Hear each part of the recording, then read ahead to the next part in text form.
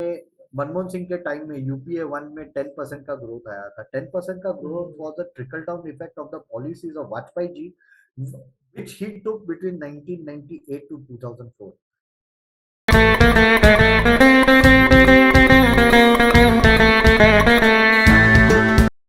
नमस्कार। The relatable show में आपका स्वागत है। जी हाँ, आप ही का स्वागत है। और आज हम आपके लिए लेके आए कुछ अलग, कुछ हटके। आज हम बात करेंगे ग्लोबल इकोनॉमी और इंडियन इकोनॉमी के बारे में। इस टॉपिक पे आज हमारे साथ बात करने के लिए जुड़ रहे हैं सुमित सर। सुमित सर से हम जानेंगे कि आखिर इंडिया ग्लोबल इकोनॉमी के बीच में कैसा कर रहा है। Welcome to the show sir, you are here for the first time and I am really glad to have you. I would like कि आप अपना इंट्रोडक्शन दें थोड़ा सा। Well, nothing more to say, but I'm a chartered accountant and a corporate finance professional. मैं corporate finance, financial advisory, corporates को fundraising पे advise करता हूँ। मैंने एक book लिखी है जीएसटी का, डायग्नोजिंग जीएसटी फॉर डॉक्टर्स, जो सीएनबीसी ने पब्लिश की थी। एंड उन्होंने रफली 52,700 कॉपियाँ भी बेची है इसकी। मैं ऑथर हूँ, साथ में कॉलमनिस्ट हूँ for various publications. That is was short and sweet introduction. Perfect, perfect. By the way of being humble, I should let people know that you have worked uh, in Economic Times and other big papers. So I'm really thankful that you are here with us today. Sir, talking about economy, सबसे पहले तो हम ये आपसे जानना चाहेंगे कि जब इकोनॉमी की बात करते हैं तो जो पैरामीटर होता है सबसे पहला वो होता है जीडीपी। हम सबसे पहले जीडीपी पे बात करते हैं। तो सर आई वुड लाइक कि एक बार जीडीपी क्या होता है वो अगर आप हमारे व्यूअर्स को थोड़ी सिंपल तरीके से बता पाओ। सी, जीडीपी जो है that is gross domestic product. Gross domestic product यानी पूरे देश में जितनी आय हुई है, जैसे अब मेरी आय होती है, आपकी आय होती है, उसको हम इनकम बोलते हैं। तो नेशनल इनकम का एक जो पैरामीटर है दैट इज जीडीपी। जीडीपी यानी सम टोटल, मैंने आपने सब लोगों ने मिलके जो आय जनरेट की है, जो वैल्यू एडिशन किया है। यानी हम्म। किसान है तो उसने जो फसल बोई, उसका जो बुआई के बाद उसको जो फसल निकली, उसका क्या वैल्यू है। बाद में कोई मछुआरा है तो उसने कितनी मच्छियां पकड़ के बेची। फिर कोई इंडस्ट्रियलिस्ट जैसे अंबानी, अदानी या गोदरेज और टाटा, उन लोगों ने क्या प्रोडक्शन किया, उनके यहाँ जो एम्प्लॉयज है उन्होंने क्या वैल्यू एडिशन किया, वो सब जब मर्ज करते हैं, गवर्नमेंट ने क्या स्पेंडिंग किया, टूरिज्म में कितना पैसा आया, आईटी सेक्टर में कितना पैसा आया, वो सब जब जोड़ते हैं तो उसको वो जो सम टोटल होता है, एक जो भी ऑर्गेनाइज सेक्टर में उसका जो सम टोटल होता है, उसको हम जीडीपी कहते हैं, ग्रॉस डोमेस्टिक प्रोडक्ट। यानी ऐसे बोले तो एक राष्ट्र की आय कितनी हुई। ओके। जी। तो मेरी आय शायद कुछ 1-2 लाख रुपए हो सकती है, आपकी आय कुछ 10-15 लाख होगी, अंबानी की आय कुछ 1,000-5,000 करोड़ है। हाँ, तो हम्म। वैसे मिला के पूरे देश की आय कितनी है, तो उसको नॉर्मली हम लोग जब बात करते हैं तो हम ट्रिलियन डॉलर्स में या बिलियन डॉलर्स में ही बात करते हैं। तो हम्म। देश की आय अभी रफली 3.3 ट्रिलियन यानी 3,30,000 करोड़ डॉलर। ये अपने कुल पूरे देश के सब लोगों की मिलके जो आय है, अपनी जो जीडीपी है, वो उतनी बड़ी है। यानी हम्म। अगर आप देखें 3,30,000 करोड़ डॉलर, यानी आप उसको 33 लाख गुना 7 भी किया तो यानी 210 लाख, 220 लाख या 230 लाख करोड़ की अपनी टोटल पूरे देश आईपी। की आय है रुपए में। इतनी बड़ी अपने देश की जीडीपी है। अब सर इसमें अगर दो फैक्टर हैं। हाँ जी जी गो प्लीज। एक है कि जीडीपी में अब क्या हो जाता है कि there is a base year and there is a current value. क्योंकि जब हमें कंपेयर करना होता है तो इन्फ्लेशन भी आता है। अब जब हम जीडीपी कैलकुलेट करते हैं तो उसके अंदर अब लास्ट ईयर से एक सिंपल एग्जांपल दूं तो एक बनिए ने अपने दुकान में 10 लाख रुपए के समोसे बेचे। ओके। ठीक है सर। जी। Agarwal Sweet and Farsan Stores. अब ये साल उसने परफेक्ट। 20 लाख रुपए के बेचे। अब हम्म। इसमें दो चीज होगी, एक तो 10 लाख से 20 लाख हुआ, उसमें एक फैक्टर होगा कि लोगों को उसके समोसे इतने अच्छे लग गए कि वो वहां आके समोसे लेने लग गए। दूसरे है कि मैदे का भाव बढ़ गया, आलू का भाव बढ़ गया, तेल का भाव बढ़ गया। तेल का तो भाव ये वॉर के कारण बढ़ा ही है। बिल्कुल। क्योंकि हम लोग बहुत सारा sunflower oil you know Ukraine वगैरह हम से लोग मंगाते थे। यूक्रेन और रशिया से इंपोर्ट करते थे। जी। तो क्या हो जाता है कि वो भी एक फैक्टर होता है। तो अपने समोसे जो वो 10 रुपए में बेचता था उसके बदले 12 या 13 रुपए में बेचने लगेगा। प्लस उसकी हम्म। पॉपुलैरिटी हो गई है, तो पहले वो 1000 समोसे रोज बेचता था, तब वो 1500 समोसे बेचने लग गया। तो हम लोगों हम्म। को दो चीज करनी होती है कि अगर वो इन्फ्लेशन नहीं होता, वो जो तो कितना उसका वैल्यूएशन होता, कितना वैल्यू का वो बाल बेचा होता, तो उसको टोन डाउन करने के लिए there is a nominal GDP at yes. Factor cost. और हम्म। दूसरा रियल जीडीपी के आज के करंट मार्केट प्राइस में क्या वैल्यू है। So hmm. These are two parameters in GDP. तो हम लोग दोनों देखते हैं, क्योंकि इन्फ्लेशन निकाल दो, आप कोई बोलेंगे हम लोग जब रियल जीडीपी देखेंगे तो वो 11.5-12% होगा, लेकिन उसमें जी। से 5% इन्फ्लेशन निकाल दिया तो 7.5% पे आ जाएगा। ओके, तो एग्जैक्टली। अपना रियल ग्रोथ ही 7.5%, लेकिन हम्म। इन्फ्लेशन के बाद वो 12.5% हो गया। तो हम हम्म। लोगों को कंपेयर करने के लिए इन्फ्लेशन निकाल के हम लोग को देखना पड़ता है, लेकिन जब हम टैक्स कैलकुलेशन करते हैं, हम्म। जैसे अब ये साल जीएसटी कलेक्शंस भी बहुत बड़े हैं, उसमें एक फैक्टर बिल्कुल। है कि एनफोर्समेंट स्ट्रांग हो गया है, सब जगह जीएसटी की रेट गिर रही थी तो लोगों में डर बैठ गया है। लेकिन दूसरा एक बड़ा फैक्टर था कि यू नो कमोडिटीज के भाव बढ़ गए हैं। जैसे हम बोले कि सनफ्लावर ऑयल, तो सनफ्लावर ऑयल के पीछे पीछे पाम ऑयल और ग्राउंडनट ऑयल का भी भाव बढ़ गया। हाँ, बिकॉज जो हम्म। जब सनफ्लावर से वो शिफ्ट होते हैं तो बोलते हैं कि अब सनफ्लावर नहीं लेते, ग्राउंडनट ऑयल ले लेते हैं। तो ग्राउंडनट ऑयल का डिमांड बढ़ेगा तो डिमांड बढ़ ग्राउंडनट गई। ऑयल भी महंगा हो जाएगा, ट्रू। समोसे भी महंगे हो जाएंगे। तो वहां से भी टैक्स कलेक्शन आता है। तो जब हम टैक्स कलेक्शन का कैलकुलेशन देखते हैं बजट में कि whether it hmm. Is possible, तब हम लोग रियल जीडीपी देखते हैं, नहीं तो हम लोग नॉमिनल हम्म। जीडीपी देखते हैं। So mostly we take into consideration the nominal GDP, which is like around 7, that is for that is for 7.5%. Absolute percentage growth we have to take nominal GDP, because Hmm. That helps us understand that barring inflation, यानी कुछ देशों में ऐसा होगा कि GDP growth is 100%, Hmm. Wow. लेकिन उसमें ऐसा हो सकता है कि Inflation काफी. 99% इज बिकॉज ऑफ इन्फ्लेशन, तो actual growth 8%। See normally no country can uh, grow at 100% GDP growth. I am just hmm. Giving a hypothetical example, but True. 99% है तो उसका ग्रोथ क्या हुआ, 1%। इसलिए जब हम Hmm. बात करते हैं कि इंडिया, जैसे रिजर्व बैंक भी बोलती है या प्राइम मिनिस्टर बोलते हैं या हम जो भी फिनेंस प्रोफेशनल्स है, हम लोग भी अपने प्रेजेंटेशंस जब बनाते हैं on economy which we give to our clients, we circulate it amongst investors and funds also. तो हम जी. लोग बोलते हैं GDP will grow at 8.2%, 8.2 has been scaled down to 7.8%, so that is Yes. barring inflation. Okay, Hmm. so that there is a Perfect. apple to apple comparison with the Hmm. base year. Exactly, perfect, perfectly explain sir. और आपके बनिए के समोसे ने इसको थोड़ा आसान भी बना दिया समझने के लिए, और you dealt it in depth, making it simple. So very nice explanation sir. Moving on, अब हम बात कर रहे थे, हमने ये समझा कि जीडीपी क्या है। अब हम इस पे देखते हैं कि ग्लोबल इकोनॉमी में इंडिया का क्या रोल है सर। क्योंकि अभी हमने रिसेंटली न्यूज पढ़ी है, अभी भी बिल्कुल एक हफ्ते भी नहीं हुए इस बात को, कि अब India overtook UK and became the 5th largest economy in the world, right. अब इतना बड़ा ग्रोथ इंडिया ने देखा है पिछले 7-8 साल में। तो what do you think the significance of India in context of the global economy? Where do we stand? Because since the war or since the pandemic itself, every other big economy is going down.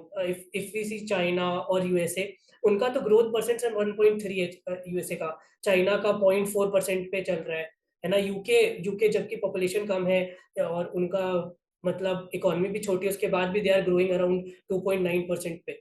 तो still India is projecting near about 7.8% of growth. So what do you think sir कि आखिर India ने ऐसा क्या किया और India का क्या सिग्निफिकेंस है ग्लोबल इकोनॉमी में। सी, अब सबसे पहले हमें इकोनॉमिक ग्रोथ जो है या जीडीपी ग्रोथ है, इसको हमने इकोनॉमी के जो तीन बेसिक कंपोनेंट्स है उसको हम समझना हम्म। पड़ेगा, what drives economic growth. True. So first factor is consumption. मैं समोसे खरीदता हूँ, मैं दूध खरीदता हूँ, मैं घूमने जाता हूँ, मैं फ्लाइट में बैठ के जाता हूँ या ट्रेन में जाता हूँ, होटल में रहता हूँ। ओके, मैं टीवी खरीदता हूँ, गाड़ियां खरीद रहा हूँ, तो वो कंजम्पशन ड्रिवन ग्रोथ है। ओके, मेरा जो कंजम्पशन है। दूसरा है एक्सपोर्ट्स। ओके, आईटी एक्सपोर्ट्स हो रहे हैं, टूरिज्म एक्सपोर्ट्स सब बढ़ने लग गए हैं, क्योंकि after lockdown, after lockdown cities have opened up, countries have opened up, लोग बाहर से यहाँ घूमने आ रहे हैं, यहाँ से लोग बाहर घूमने जा रहे हैं। आईटी एक्सपोर्ट्स तो इवन लॉकडाउन में भी चालू था। दूसरी कंपनियां बंद थी, लेकिन आईटी कंपनीज में तो वर्क फ्रॉम होम था, उन लोग तो चल कमा रहा ही था। रहे थे। तो एक्सपोर्ट्स। यस। तीसरी चीज है कैपिटल इन्वेस्टमेंट्स। अब they are factors. Consumption driven economy has a multiplier, यानी अगर मैं 1 रुपया खर्च करता हूँ तो इकोनॉमी में कहा जाता है कि रफली एक रुपया खर्च किया तो 4 रुपए का इकोनॉमिक ग्रोथ होता है। Hmm. Okay, this is a multiplier, income multiplier कहते हैं इसको। Okay. दूसरा फैक्टर है इन्वेस्टमेंट्स, क्योंकि एक्सपोर्ट्स होता है तो एक्सपोर्ट्स में जैसे अब आईटी एक्सपोर्ट्स हो रहा है, तो बैंगलोर में जो लोग बैठे हैं उनके पास सैलरीज आ रही है, तो लॉकडाउन में भी अगर उनकी नौकरियां नहीं गई तो there the people who are actually spending money. Swiggy Zomato पे सबसे ज्यादा ऑर्डर करने वाले वो लोग ही थे, क्योंकि एक तो बेचारे घर पे बैठे थे, ऑफिस की कैंटीन्स बंद थी, तो स्विगी True. जोमेटो पे बिजनेस, तो उन लोगों के इनकम के कारण नीचे स्विगी जोमेटो का बिजनेस बढ़ा, होटल्स का बिजनेस बढ़ा, होटल्स के कारण उनको सप्लायर्स का बिजनेस बढ़ा। This was the trickle down effect, इसको ट्रिकल डाउन इफेक्ट बोलते हैं। Agreed. अब कैपिटल इन्वेस्टमेंट जो होता है उसके अंदर अलग फैक्टर आ जाता है। तीसरा Get it. फैक्टर है कैपिटल इन्वेस्टमेंट। कैपिटल इन्वेस्टमेंट में क्या होता है, there is a indicator known as incremental capital output ratio. Hmm. Incremental capital output ratio में क्या है, आईसीओ और उसको कहते हैं। आईसीओ में क्या है, अगर मैं 1 रुपए का इन्वेस्टमेंट करता हूँ तो उसके सामने 25 पैसा 26 पैसे का मेरा जीडीपी ग्रोथ होता है। Okay, Okay. That is the parameter.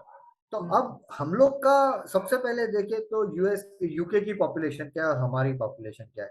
UK 10 crore की भी पॉपुलेशन नहीं है, हमारी 140 करोड़ की पॉपुलेशन हो गई है। तो बिल्कुल। हमारा कंजम्पशन इतना बड़ा है कि उसके कारण we are bound to outstrip UK, UK, आज नहीं तो राइट। कल। दूसरी चीज है, now this is what I call the Atal Bihari model of development, and okay. Modi ji has carried it forward. उसमें क्या ओके। होता है, इसी अटल जी जब प्राइम मिनिस्टर हुए तो उन्होंने एक ही plan the economy based on capital creation. यानी क्या होता है कि हम रास्ते बना रहे हैं, हम ब्रिजेस बना रहे हैं, डैम बना रहे हैं, पावर प्लांट्स आ रहे हैं देश में। वो रियल एस्टेट डेवलपमेंट हो रहा है, रियल एस्टेट को इंफ्रास्ट्रक्चर उतना overall in the sense. Infrastructure mainly. उससे क्या होता है कि इंक्रीमेंटल कैपिटल आउटपुट, यानी हमारा मैं बोलूँ तो थंब रूल्स क्या है कि अगर हमें 8% का जीडीपी ग्रोथ चाहिए तो हमें 32% इन्वेस्ट करना है। अब 32% of the GDP should be invested in capital formation, which is public and private capital formation. Okay, okay. Fix capital या। Formation, which is known as GFCF, gross fixed yes. capital formation, GFCF। अब इसमें ये numbers के लिए अटल जी ने जो GDP growth दिखाया, हम लोग जब बात करते हैं कि मनमोहन सिंह के टाइम में यूपीए 1 में 10% का ग्रोथ आया था, 10% का growth was the trickle down effect of the policies of Vajpayee ji, which he took between 1998 to 2004। तो वो स्केल अप होते रहता है, क्योंकि अगर मैंने फैक्ट्री डाली और 2004 में before Vajpayee ji government fail, तो मेरी फैक्ट्री जब चालू होगी, आउटपुट आने लगेगा, तब तो 2007-8 हो गया होगा, तो एज में उसका इम्पैक्ट दिखाई देगा। बिल्कुल। तो Modi ji continued that capital formation policy. Second क्या हुआ कि पैंडेमिक में जब पूरे देश में फैक्ट्रीज बिजनेसेस डाउन हो गए थे, Modi ji heavily focused on infrastructure creation. उससे एक तो लोगों को एम्प्लॉयमेंट मिली, क्योंकि आप जानते हैं बॉम्बे दिल्ली ऐसे सब बड़े शहरों से लोग भाग भाग के यूपी बिहार गए। यूपी में भी योगी आदित्यनाथ गवर्नमेंट है focused heavily on infrastructure development. Yes. Today UP का जो टोटल स्टेट हाईवेज का डेवलपमेंट है, it is at par with the national highways across the country. So लोगों Wow. को जब दिया Only गया only one state pulling so much, like they are doing so much. 1388 kilometers compared to Wow. 1422 across India। Wow. तो see the thing is, this is where the capital formation happens. अब railway का modernisation किया during lockdown, railway station को modernise, क्योंकि तब तो बहुत कम लोग ट्रैवल करते थे, तो पूरे रेलवे स्टेशन को ब्यूटीफाई किया, नए छत लगाए, ये वो नए स्टेयरकेसेस लगाए, पेंटिंग हुआ, ये सब तो capital formation. Painting is not capital formation, लेकिन जो But yeah. इम्प्रोवाइजेशन हुआ वो सब। Now what Yes. Happens, this gives a booster to the economy. Okay, क्योंकि असेट्स क्रिएट हुए। आज हम लोग बात करते हैं कि US is a dying power and all, I don't really think it is so easy for US to die, क्योंकि उसने जो फिजिकल एसेट्स बना के रखे हैं उसकी वैल्यू ही बहुत हाई है। तो वो एक Indeed. बड़ा फैक्टर है। चाइना चाइना ने कितनी असेट्स बना के रखी है। आज भले उन लोग गिरा रहे हैं, आज उन लोग एवरग्रांड के सब बिल्डिंग्स गिरा रहे हैं, वो सब हो रहा है, लेकिन then too they have done a lot of work in terms of creating the infrastructure within the country. So this is what Modi ji did, and this was also one of the reason. So हमारे पास factors है. First, huge population and disposable income सबके हाथ में था. बड़े there is inflation. दूसरी चीज है ड्यूरिंग लॉकडाउन ऑल्सो गरीब आदमी को अनाज मिला है. जो कुछ स्टेट्स में गड़बड़ी हुई, कुछ स्टेट्स में उनको कम मिला, कुछ चीजें नहीं मिली. दाल नहीं मिली, चावल मिले, या गेहूं मिला और चावल मिले लेकिन दाल नहीं मिली, या एक आध दो दाल वो स्टेट के लोगों ने रख ली हो. तेल नहीं मिला हो, लेकिन क्या ओवरऑल बेसिक उन लोगों को हाथ में पैसे थे तो उन्होंने खर्च किया. यानी कोई भूखा नहीं सोया है. ओके. तो जब आदमी भूखा नहीं सोता है, उसके हाथ में थोड़ा भी पैसा आया, एक दिन काम किया, 500 रुपए के बदले 200 रुपए आए, तो बोलेगा ठीक है यार, साबुन ले लेता हूँ बच्चे के लिए, तेल लेके जाता हूँ. बीवी तेल लगाएगी सर पे. That kind of thing. तो ये सब स्पेंडिंग होता है. तो सर उसके बट कारण मेरा एक एक फैक्टर है. क्वेश्चन दूसरा यहाँ पे हेवी. है. जी जी, मेरा एक हाँ क्वेश्चन जी. सर यहाँ पे है, क्योंकि हम दो तरह से अभी दो केस स्टडी अगर हम देखें, क्योंकि वर्ल्ड इकोनॉमी की अगर हम बात करेंगे तो हमारे पास एक तरफ समझ लो आप यूके का है एग्जाम्पल और एक तरफ चाइना का एग्जाम्पल है. अगर हम इन दोनों को केस स्टडीज की तरह ले तो यूके एक ऐसा कंट्री है जिसकी इकोनॉमी उतनी बड़ी नहीं है, ठीक है, 5 ट्रिलियन के आसपास, 3 ट्रिलियन के आसपास है. They are not very big, but population wise also they are not very big.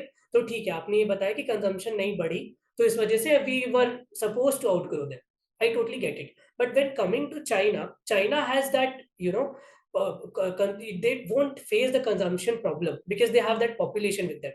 But again, because their economy is so big, we can't expect them to grow at 7%, 8%. But then base यही तो effect, मुझे इसको base समझ effect कहते हैं. या जी, but मुझे यही समझना है कि ये दोनों इकोनॉमी ने इंडिया से खराब किया है. मतलब एक एक ऐसा बंदा है यूके वाला जिसका इकोनॉमी छोटा है, ठीक है, कंजम्पशन बहुत ज्यादा नहीं है, तो बस मेरे को ये नहीं लगता कि consumption can be the only factor no which will help us to outgrow UK. And coming to China, China is someone very big in terms of all the economy three. And population. when Rahul, when we look at economy, we should not look at one factor in isolation, because there are three boxes which have to be put together to make the whole puzzle and to understand the whole puzzle. अगर हम एक चीज को isolation में देखेंगे तो हम कभी नहीं समझ पाएंगे. हम तीन चीजों को साथ में डालें. अब हम कंपेयर करते हैं चाइना के साथ. अब चाइना का पॉपुलेशन इंडिया से कुछ 10 करोड़ ज्यादा होगा, ज्यादा नहीं होगा. Almost yes. उसमें भी वहाँ जो इनकम डिस्पैरिटी है वो इंडिया से ज्यादा है. वहाँ विलेजेस में पॉवर्टी भी ज्यादा है. वहाँ अर्बन एरियाज में there is growth and everything, but villages में देयर इज पॉवर्टी.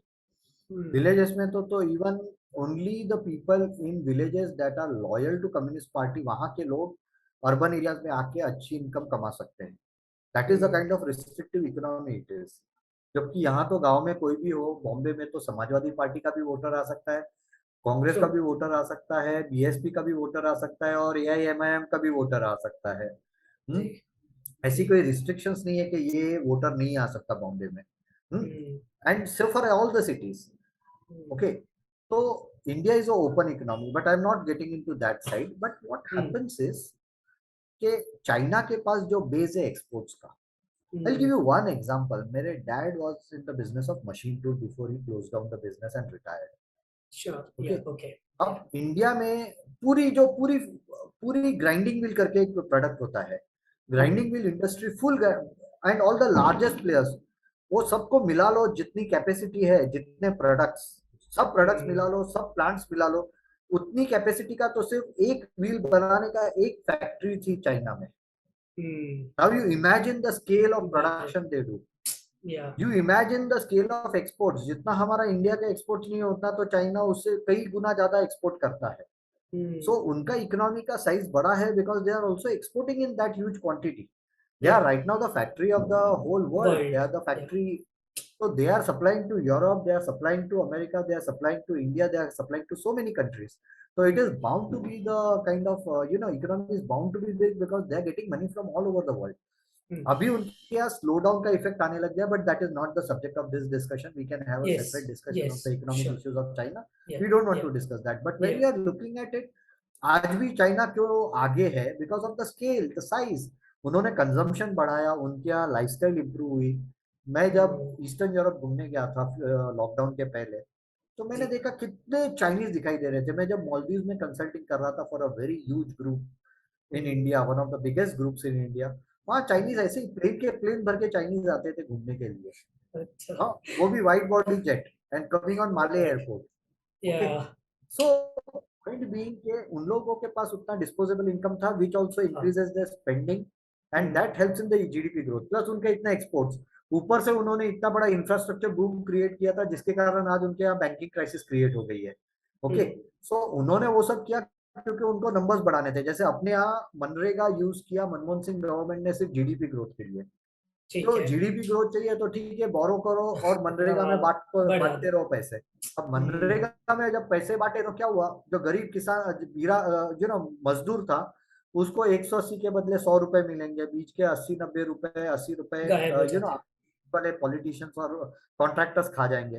तो जो बिल्कुल। 100 रुपए मिलते थे उसके लिए अगर आप जाओ झारखंड छत्तीसगढ़ के ट्राइबल एरियाज में गाँव में 100 रुपए 100 बिक के वो आदमी खुश होके कुछ नहीं तो एक साबुन की टिकिया और एक पैराशूट ऑयल की छोटी बोतल भी ले ले अपने फैमिली के लिए कि भैया देखो पैसे आए घर में।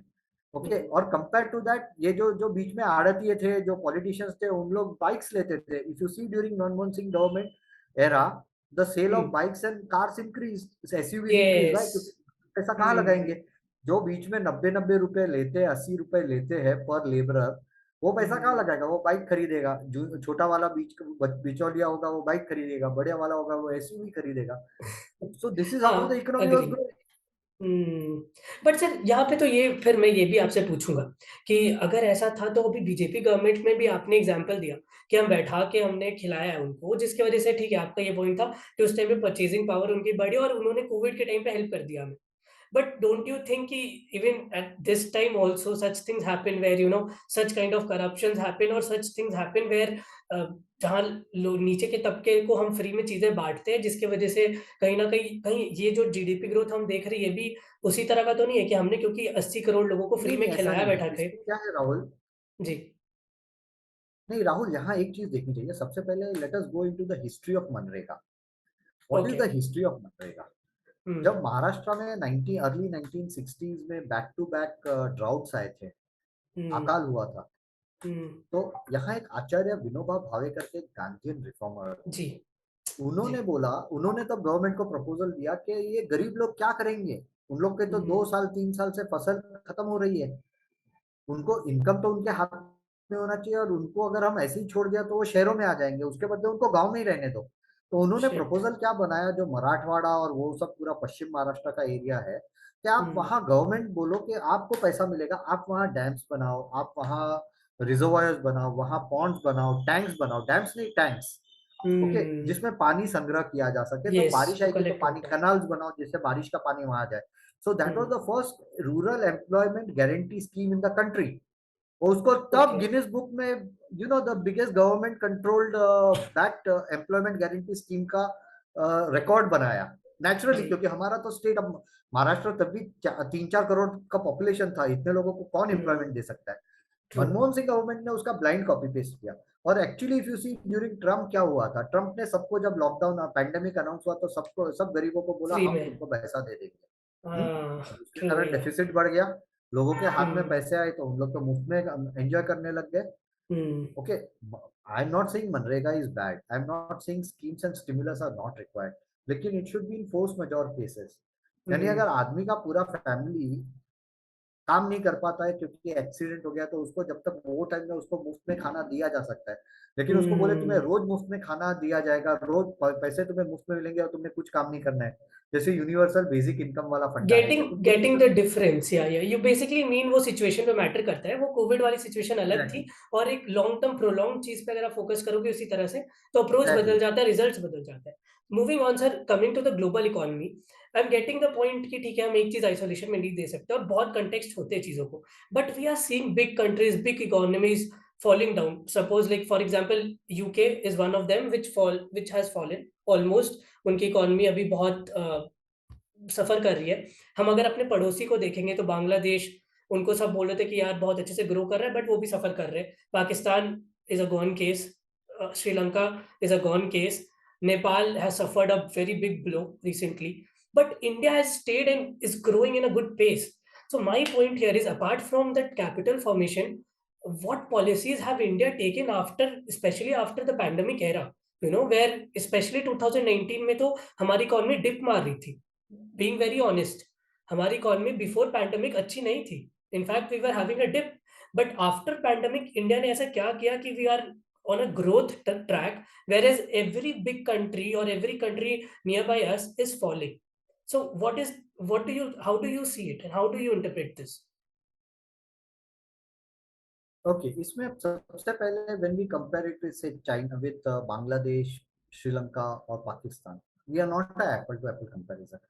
अब Hmm. I used to go to Sri Lanka very often. यानी आज आप मेरे पासपोर्ट में देखेंगे तो कुछ नहीं तो 40-50 एंट्री स्टैम्प्स है श्रीलंका के. श्रीलंका Yeah, में इन फॉरेन करेंसी का एक ही सोर्स था, and that was tourism. There was no other tourism. Yeah. Exports from Sri Lanka. They were dependent only on tourism. Bangladesh mein there is only one so dependency on foreign currency, and that is exports of textiles. Textiles के अलावा उन लोग कुछ export नहीं कर रहे हैं. So Hmm. when you have only one product to one sector on which you are dependent, और कुछ उसमें ऊपर नीचे हो गया तो you are screwed. हमारे यहाँ exports में भी है everything from IT which sustained itself during the pandemic also, क्योंकि we were Hmm. working offline. Of Hmm. We are online, not offline but online. हमारे पास यहाँ से पहले 3-4 महीने हमारे यहाँ एक्सपोर्ट्स बंद हो गया. कंटेनर्स नहीं मिल रहे थे because containers were stuck everywhere across the world. मैं आपको Hmm. बोलूँ तो यूएस का एक्सपोर्ट जो कंटेनर $3,000 पर 20 फीटर मिल रहा था, वो Hmm. सीधा $7-8 हजार तक चला गया. Hmm. Okay, the cost of exports increased, specially जिन्होंने फिक्स प्राइस पे कॉस्ट इंश्योरेंस एंड फ्रेट वाले कॉन्ट्रैक्ट कर डाले, उनकी तो वाट लग गई थी. Hmm. लेकिन हमारे यहाँ प्रोडक्ट इतना डाइवर्स है, we are exporting everything from pharmaceuticals to other substance, chemicals, intermediate goods, XYZ. तो हमारा एक्सपोर्ट का बास्केट बहुत बड़ा था. Hmm. Unlike China, unlike not China but unlike Sri Lanka और उनका बांग्लादेश बांग्लादेश. पर बट सर मेरा that is the question reason why we are sustaining. या बट मेरा क्वेश्चन यही है सर, मैंने वो एग्जांपल इसलिए दिए क्योंकि मैं ये बस बताना चाहता था कि कितनी सारी इकोनॉमीज एक बार में ढह गई। हालांकि जब 2019 के आसपास हम अच्छा परफॉर्म नहीं कर रहे थे, उसके बाद भी बड़े इकोनॉमीज पे भी इतना इफेक्ट पड़ा और छोटे पे भी पड़ा। We can't compare, of course it's not an apple to apple comparison, और छोटे इकोनॉमीज के साथ तो बिल्कुल भी नहीं कर सकते। We are much ahead of Sri Lanka, Bangladesh, Pakistan. But the point here is कि चाइना से भी अच्छा परफॉर्म कर रहे हैं, यूएस, यूके, इन सब से भी we are performing well, even though 2019 के टाइम पे we had a dip. And after that do you feel कि पॉलिसी मेकर्स ने कुछ ऐसे पॉलिसीज फ्रेम किए हैं जिस वजह से एक जो पीरियड था जब बाकी लोग कहीं ना कहीं उनकी पॉलिसीज में गलती की, हमने वो गलतियां नहीं की शायद, जिस वजह से हम ऊपर बढ़े? Do you feel that way? Not really. हम लोगों ने क्या किया है बेसिकली, हम लोगों ने इन्वेस्टमेंट पे फोकस किया. See, we hmm. Ensured two things. First, investment पे फोकस करो, which included everything. PLI scheme लेके आए जिससे we can have Chinese investments, companies from China shift into India. Then yes. We made it more sector specific. So 33 sectors के लिए हम लोग ने PLI स्कीम्स बनाई. ओके, जिसमें सिर्फ हम्म. यूपी में रफली 70-80 हजार करोड़ रुपए का तो इन्वेस्टमेंट यूपी में ही आया है PLI स्कीम. तो hmm. That is the first factor. दूसरा फैक्टर है कि हम लोग ने पब्लिक इंफ्रास्ट्रक्चर पे फोकस किया. Okay, hmm. रोड्स का अगर आप देखोगे तो जो इन्वेस्टमेंट रोड्स में हुआ है, रेलवेज में हुआ है during Modi government time, that has not happened in the history of India. Rather we can say from 1947 to 2014 जितना इन्वेस्टमेंट हुआ है, शायद उतना ही इन्वेस्टमेंट अभी तक हम लोगों ने कर डाला होगा, 8 साल ऑफ मोदी वाओ. गवर्नमेंट. तो वाओ. उससे भी एक ट्रिगर आता है. और क्या होता है, इसका ट्रिकल डाउन इफेक्ट है. आज लेबर की रिक्वायरमेंट आ जाती है, लेबर आएगा तो हम्म. कंजम्पशन बढ़ेगा. बाद में आप स्टील खरीदोगे, सीमेंट खरीदोगे, तो आपके स्टील और सीमेंट प्लांट चल रहे हैं फुल कैपेसिटी पे. तो in hmm. turn they are also creating demand. Then you have road rollers, you have dumpers, you have other construction machinery, you have trucks requirement. तो आप इतना जब कर रहे हो तो कैपिटल इन्वेस्टमेंट का भी ट्रिकल डाउन इफेक्ट तो कंजम्पशन पे ही आता है ना.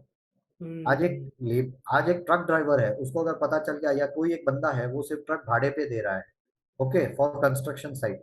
आज अगर जी. उसको पता है कि पूरे 365 डेज उसकी ट्रक लगी रहने वाली है, तो उसके हाथ में हम्म. पैसा ज्यादा आएगा. वो शायद कुछ, अगर वो नई ट्रक ना खरीदे तो भी खुद के लिए तो स्पेंडिंग करेगा. So this was the way. See, Modi understood that there are two ways to trigger. एक तो लोगों के हाथ में पैसा दे दो, बोलो तुम खर्चा करो, जो हम्म. ट्रम्प ने किया, जो मनमोहन सिंह ने किया. दूसरा है या. कि भैया मैं रास्ता बना के छोड़ दूंगा, पब्लिक असेट बन जाएगी. मैं मनरेगा में ये नहीं करूंगा कि आज सुबह गड्ढा खोदो और शाम को गड्ढा भरो और पैसा लेके घर पे चले जाओ, रास्ता भी नहीं और गवर्नमेंट का पैसा भी गया। मैं एक्चुअली रोड बनाऊंगा। नितिन गडकरी जी ने ये बहुत अच्छा काम किया है कि ही ऑल्सो एंश्योर्ड कि कंस्ट्रक्शन स्पीड बढ़े, हम लोग मॉडर्न Yes. कंस्ट्रक्शन इक्विपमेंट खरीदे। हाँ, जो मनमोहन सिंह के टाइम में हम लोग 3 से 4 किलोमीटर पर डे का एवरेज स्पीड पे चलते थे, आज हम लोग वो 30 किलोमीटर तक पहुंच गए हैं पर 38, day. 40 even, yeah, even we मतलब 40 का aim कर रहे हैं, we have reached around 35, 38, which is very good तो per ये kilometer, yeah. This is the way they have increase the efficiency has improve. तो उसका Right. इम्पैक्ट तो जीडीपी पे आता ही है। But my Hmm. Point is that what we have to see is के why is Indian economy so steady, because first thing is it is diversified. We have a Hmm. basis of having multiple sectors supporting the economic growth, which is IT, which is other services, knowledge services। Hmm. आज India में इतने केपीओज है, India में बैठ के लोग New York stock exchange और London stock exchange के कंपनीज का रिसर्च कर रहे हैं, बिल्कुल। फाइनेंशियल एनालिसिस कर रहे हैं। लॉयर्स इंडिया में बैठ के लीगल प्रोसेस आउटसोर्सिंग का काम हैंडल कर रहे हैं। वो सब Hmm. पैसा आ रहा है, ऊपर से हम लोग गुड्स एक्सपोर्ट कर रहे हैं। अभी हमारे एक्सपोर्ट भी कितने बढ़ गए हैं, we are hitting new Hmm. Records. हम लोग अब these are all the factors, and a diversified economy is always better True. than an True. economy which is dependent only on one product or Yes. one service or one sector। I pretty enjoyed this conversation, sir. I hope you also enjoyed, and viewers, I hope कि आपको भी मजा आया होगा ये video देख के।